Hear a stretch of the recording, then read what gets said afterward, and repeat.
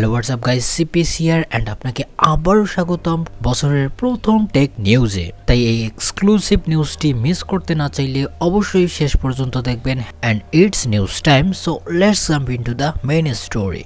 তো প্রথমেই যে সিপিইউটি নিয়ে আমি কথা বলবো সেটি আসছে 32 কোরের সাথে, আর এটি চিপলেট ডিজাইনের সাথে আসছে, আর এটি অ্যাভেলেবেল হয়ে যাবে 2023 সালের এর মধ্যেই। তো কথা হচ্ছে এটির নতুনত্বটা আসলে কি, আমরা তো এর আগে এর যে অনেক ভালো ভালো সিপিইউ দেখেছি। তো সেক্ষেত্রে আপনাদেরকে বলি, এটি না তো আসছে এএমডির কাছ থেকে, না ইন্টেল অথবা এনভিডিয়ার কাছ থেকে, কেননা এটি আসছে এমন একজন চাইনিজ চিপ মেকারের কাছ থেকে যার নাম হচ্ছে লুনসং, অনেকেই অনেকভাবেই প্রনাউন্স করে থাকে। তো এটি খুব তাড়াতাড়ি লঞ্চ হতে চলেছে চাইনিজ সার্ভার মার্কেটে, আর এটি আসলে কতটা পাওয়ারফুল হতে চলেছে এর কিছু স্পেক দেখলেই বোঝা যাবে। তো সেক্ষেত্রে এই যে স্পেসিফিক সিপিইউটা আছে 32 কোরের 3D 5000 উইথ 64 মেগাবাইটের অল ক্যাশ, 3200 মেগাহার্জের ইসিসি মেমোরিকে সাপোর্ট করবে, আর 130 থেকে 170 ওয়াট পর্যন্ত টিডিপি দেখা যাবে বিটুইন 2 গিগাহার্জ থেকে 2.20 গিগাহার্জ পর্যন্ত।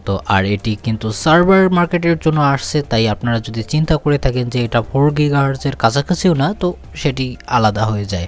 তো নতুন চিপ মেকার হিসেবে এটা একটা খুবই ভালো বিষয়, যদিও চাইনিজদের উপর ভরসা একটু কম হয়, তবে হ্যাঁ, যদি নতুন কোম্পানি মার্কেটে চলে আসে অনেক ভালো দেখায়। তারপরের যে নিউজটি আসছে সেটি AMD কে কেন্দ্র করে। এখানে বর্তমান সময়ে এমন একটি নিউজ বা একটা ইস্যু আমাদের সামনে চলে এসেছে যা AMDর জন্য ব্যাড রেপুটেশনের কারণ হতে পারে, কেননা এখানে বোঝা যাচ্ছে বা দেখা যাচ্ছে অনেক ইউজাররা পর্যন্ত ক্লেম করেছে যে RX 7900 XTX যে গ্রাফিক্স কার্ডটি আছে সেটির হটস্পট চলে যাচ্ছে, অর্থাৎ জাংশন টাইম চলে যাচ্ছে 110 ডিগ্রি সেলসিয়াস।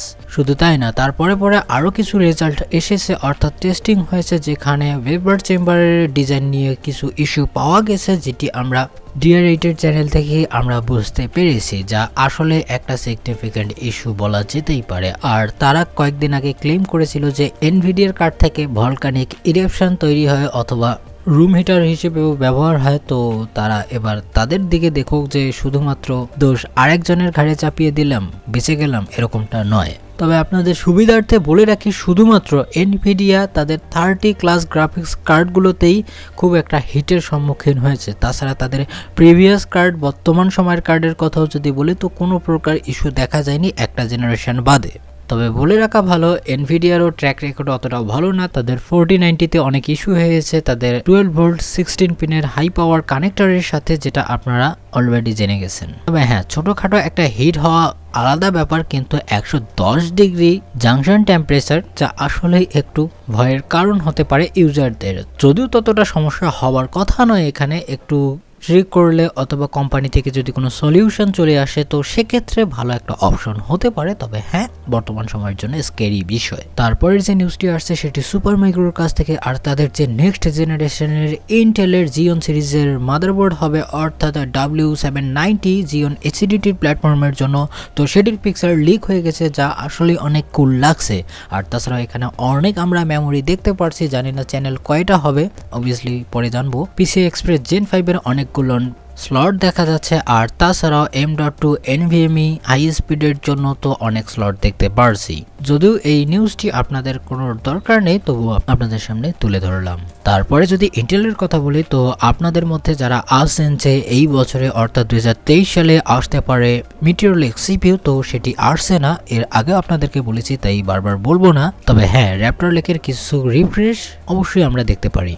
তো এখন চলে যাই ফাইনাল নিউজে। তো এটি আসছে এনভিডিয়ার কাছ থেকে, আর এনভিডিয়ার RTX 4060 যে ল্যাপটপ জিপিইউগুলো হবে এগুলো টেস্টেড হয়েছে 3D মার্ক বেঞ্চমার্কে, যেখানে মোটামুটি একটা ভালো মানের স্কোর আমরা দেখতে পারছি ল্যাপটপ ক্লাসের জন্য। তাছাড়াও যদি আমি এর 3D মার্ক টাইম স্পাইর কথা বলি, তো এখানে যা স্কোর এসেছে অ্যারাউন্ড 10,000-এর কাছাকাছি। তো অবশ্যই এটা একটা ভালো সাইন, অলমোস্ট আগের বারের RTX 3070 ল্যাপটপ জিপির মতোই, অর্থাৎ অ্যাম্পিয়ার আর্কিটেকচারের মতোই। আর যদি আমি আগের বারের 3060-র কথা বলি, তো সেক্ষেত্রে মোটামুটি একটা স্কোরের মার্জিন দেখা যাচ্ছে, যা অবশ্যই একটা ভালো থিং হতে পারে। তবে প্রাইস যদি একটু না বাড়ে, অর্থাৎ আগের বারের ল্যাপটপের চেয়ে, তো সেক্ষেত্রে ভালো অপশন হতে পারে। তারপরের যে নিউজটি আসছে সেটি RTX 4070 Ti কে কেন্দ্র করে।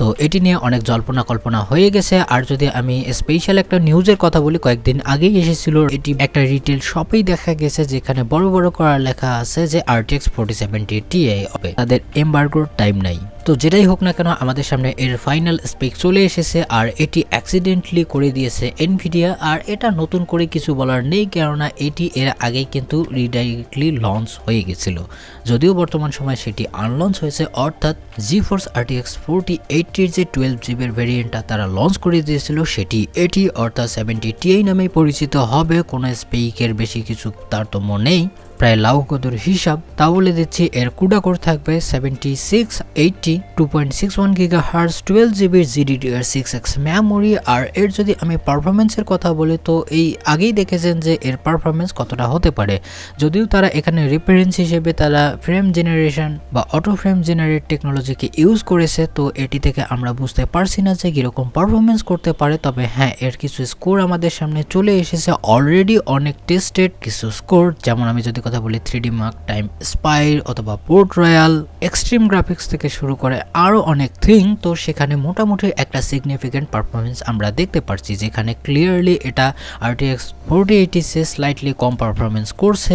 আর এটা ইকুইভ্যালেন্ট পারফরমেন্স করছে Radeon RX 7900 XT-র স্লাইটলি বেশি, আবার অনেক সময় করছে XTX এর চেয়ে স্লাইটলি কম। অর্থাৎ রেস্টারাইজেশন পারফরমেন্সে একটু কম করলেও অনেক পারফরমেন্স যেমন রে ট্রেসিং থেকে শুরু করে আদার যেগুলো থিং অর্থাৎ AI এর কথা যদি বলি অথবা টেনসর কোর রিলেটেড যে সকল কাজ হয়ে থাকে অথবা এনকোডারের কথা, তো সেক্ষেত্রে কিন্তু মোটামুটি সিগনিফিকেন্ট বেশি পারফরমেন্স দেখালেও অথবা র হর্স পাওয়ার বেশি থাকলেও হ্যাঁ আমরা এটাকে ভালো বলতেই পারি। আর সবচেয়ে ইন্টারেস্টিং থিং হচ্ছে এর প্রাইস পর্যন্ত লিক হয়ে গেছে। বর্তমান সময়ে জানা যাচ্ছে যে অনেক সাইট থেকে বা অনেক লিকের তথ্য থেকে যেখানে তারা ক্লেম করছে যে এটি $799 অর্থাৎ $800 বিক্রি হতে পারে। তবে আমার মনে হয় যে এর প্রাইস যদি আর $100 বা $50 কম থাকতো, যদিও এখনো কনফার্ম না, কালকেই আপনারা জানতে পারবেন। কালকে বলছি আজকেই আপনারা জানতে পারবেন, কেননা আজকেই এটি লঞ্চ হয়ে যেতে পারে। তো তখন আপনাদের সবকিছু ক্লিয়ার হয়ে যাবে। তো হ্যাঁ মোটামুটি যদি এর প্রাইস একটু কমিয়ে ফেলে তো এটি ওয়ান অফ দ্য বেস্ট পারফরমেন্সেবল নতুন গ্রাফিক্স কার্ড হতে পারে বলে আমি আশা করছি। তো অবশ্যই আমরা এর অপেক্ষায় থাকবো। তারপরের যে বিষয়টি আপনাদেরকে ক্লিয়ার করে দিতে চাই, তো হয়তোবা এটি আপনাকে অবাক করে দিতে পারে। অর্থাৎ ডেস্কটপের যে ডিসক্রিট জিপিইউগুলো হয়ে থাকে অর্থাৎ ডেডিকেটেড গ্রাফিক্স কার্ড, সেটির সেলস এতটাই কমে গেছে যা 20 বছরের রেকর্ড। আপনারা বুঝতে পারছেন বিষয়টি, 20 বছর আগে কিন্তু এরকম এক্সপেন্ড ছিল না কোনো গ্রাফিক্স কার্ডের কোম্পানি। আর আপনারা দেখেছেন এর আগের বছর বা তার আগের বছরে কতটা সেলস হয়েছে, বিশেষ করে যখন প্যান্ডামিক বা ক্রিপ্টোকারেন্সির মার্কেট ছিল তখনও কিন্তু হেভি একটা সেলস হয়েছিল। বাট বর্তমান সময়ে এমন একটা নিচে নেমেছে যা সারা বিশ্বকে তাক লাগিয়ে দিয়েছে এক্সেপ্ট বাংলাদেশ, কারণ এরকম আমরা কোনো সিনস দেখতে পারছি না বাংলাদেশে। এমনটা মনে হচ্ছে যে বাংলাদেশে গ্রাফিক্স কার্ডের এত শর্টেজ চলতেছে যে মানুষ গ্রাফিক্স কার্ড কিনতেই পারছে না, আর পারলেও লাইন লাগিয়ে কিনছে, এরকমটাই মনে হচ্ছে according to Bangladeshi GPU market. আর আমি যদি বাইরের দেশের কথা বলি তো এটা 20 বছরের রেকর্ডকে ব্রেক করে দিয়েছে in terms of lowest sellings point. আর যদি আমি আগের বছরের তুলনায় কথা বলি তো সেক্ষেত্রে 42% কম, যা একটা আসলেই ভাবার বিষয়। আই হোপ যে ভিডিওটি আপনাকে ভালো লেগেছে। যদি লেগে থাকে অবশ্যই একটা লাইক দিবেন, আর যদি কিছু বলার থাকে কমেন্টে সেটা জানিয়ে দিবেন। আর এখন যদি আমার চ্যানেলটিকে সাবস্ক্রাইব না করে থাকেন, কোনো টাকা লাগে না, করে ফেলুন। পাশে থাকা বেল আইকনে প্রেস করে দিবেন। দেখা হবে নেক্সট ভিডিওতে। ভালো থাকবেন, সুস্থ থাকবেন, বাই বাই।